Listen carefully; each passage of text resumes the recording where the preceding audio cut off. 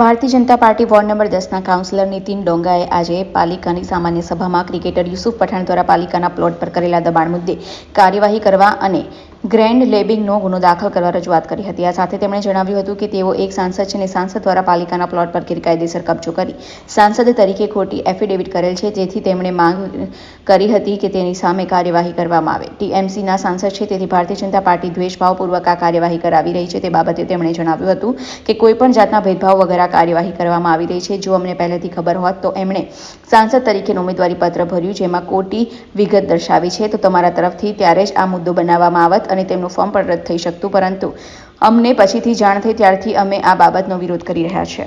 જી, મેં પહેલાં પણ આપણે જેમ કીધું એમ કે કોર્પોરેશનના જેવું ધ્યાન પર આવ્યું એ સાથે એમને નોટિસ આપવામાં આવી હતી।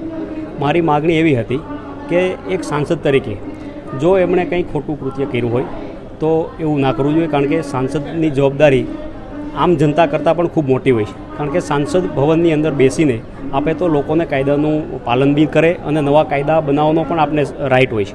એટલા માટે જો તમે કોઈ પણ સરકારી જમીન ઉપર ગેરકાયદેસર કબજો કર્યો હોય તો એને તાત્કાલિક દૂર કરી અને લોકોમાં એક દાખલો બેસે કે ભાઈ કોઈનું પણ આ રીતનું ચલાવી ના લઈએ। એટલા માટે લેન્ડ ગેબરિંગનો પણ આની ઉપર કેસ કરવાનો, એટલા માટે કે એમણે પોતાના ચૂંટણીના એફિડેવિટની અંદર પણ આ પ્લોટને પોતાની માલિકીનો બતાવ્યો છે। એટલે આટલી હદે જો કોઈ કાર્ય થતું હોય તો એને અટકાવવું પડે અને આખા દેશમાં એક દાખલો બેસે એ પ્રકારનું કામ કરવું પડે। જી, હું આ વાતને બિલકુલ ખંડન એટલા માટે કરી શકું છું કે જો અમને પહેલાં ખબર હોત તો જેવું એમણે આ ફોર્મ ભર્યું અને ફોર્મના એફિડેવિટની અંદર એની માલિકીનો પ્લોટ બતાવ્યો।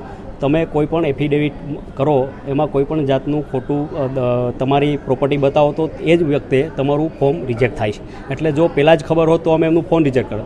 બીજું સાથે સાથે કે ત્યાર પછી ફોર્મ ભર્યા પછી પણ જો કોર્પોરેશનના ધ્યાનમાં આવ્યું હોત તો 100% બંગાળની અંદર આ બહુ ખૂબ મોટો ઇસ્યુ બનત અને મને એવું લાગે છે કે આ ઇસ્યુના લીધે તો બીજી 4-5 સીટો પણ ભારતીય જનતા પાર્ટી જીતી શકે। એટલે આ કોઈ રાગદેશ સાથે નહીં, પરંતુ એક ખૂબ જવાબદાર વ્યક્તિ સાંસદ, એને પોતાને તો ખબર જ હશે કે ભાઈ આ પ્લોટ મારો નથી, તો એણે ફોર્મ ભરતા જતાં પહેલાં પણ એક વખત આ પ્લોટ કોર્પોરેશનને હસ્તગત કરી દેવો જોઈતો હતો, એવું મારું સ્પષ્ટ માનવું। મારો વિષય જ નથી ને, મારો મત વિસ્તાર નથી। કોર્પોરેશનના જ્યારે ધ્યાન પર આવ્યું, મેં તમને પહેલાં જ ચોખવટ કરી કે કોઈ રાગદેશ હોત તો અમે એનું ફોર્મ રિજેક્ટ કરાવી શકતા હોત।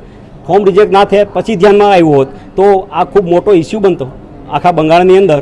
અમારી ભારતીય જનતા પાર્ટી આને લઈ જતી કે ભાઈ આવા વ્યક્તિને ટીએમસીએ ટિકિટ આપી છે કે જેમણે સરકારી પ્લોટ ઉપર કબજો રાખ્યો છે। એટલે કોઈ રાગદેશ નથી, પણ જ્યારે ખબર પડ્યા પછી એક્શન તો લેવી પડે ને, એટલા માટે આ એક્શન લેવામાં। યુસુફ પઠાણ અને ઇરફાન પઠાણ વડોદરા શહેર અને ભારત દેશ અને ગુજરાત સ્ટેટનું ગૌરવ, ક્રિકેટની તેમની સિદ્ધિથી કોઈ અજાણ નથી। જ્યારે એમને તાંદલજામાં મકાન બનાવ્યું તો બાજુમાં 2012માં રેસિડેન્શિયલ સેલ માટે રિઝર્વ પ્લોટ હતો। તેમને માંગણી કરી હતી લેખિતમાં કે માર્કેટ પ્રાઇસે એમને મળી જાય, જેથી કરીને એ ત્યાં કન્સ્ટ્રક્શન કરે તો એમની સિક્યોરિટી માટે જરૂરી છે। ત્યારે પોપ્યુલર હતા, લોકો પ્રાઇડ લેતા હતા, તો વડોદરાની સમગ્ર સભાએ આ બાબતે મંજૂરી આપી હતી અને રાજ્ય સરકારમાં ફોરવર્ડ કરેલી, સર્વાનુમતે મંજૂર થયેલી ભારતીય જનતા પાર્ટીનું બોર્ડ હતું। એટલે આ આપવા માટે તમામ તત્પર હતા। 2014માં રાજ્ય સરકારે નિયમ નથી કહીને આ દરખાસ્ત પરત કરેલી કે ના મંજૂર કરેલી।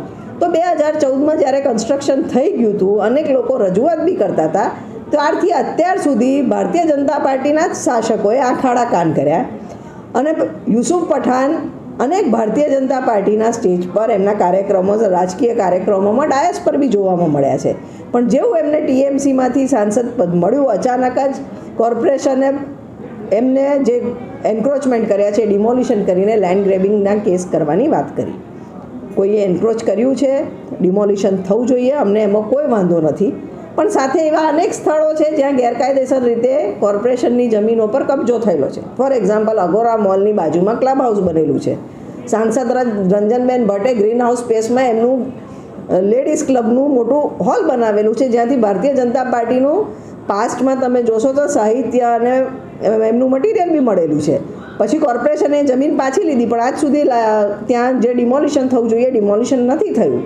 અમારું એક જ કહેવું છે, કાયદો બધા માટે સરખો હોય ને જ્યાં જ્યાં આવું એન્ક્રોચમેન્ટ હોય કે દબાણ હોય, તમામ જગ્યાએ સેમ પદ્ધતિથી કોર્પોરેશને ડિમોલિશન કરી અને કાર્યવાહી કરવી જોઈએ।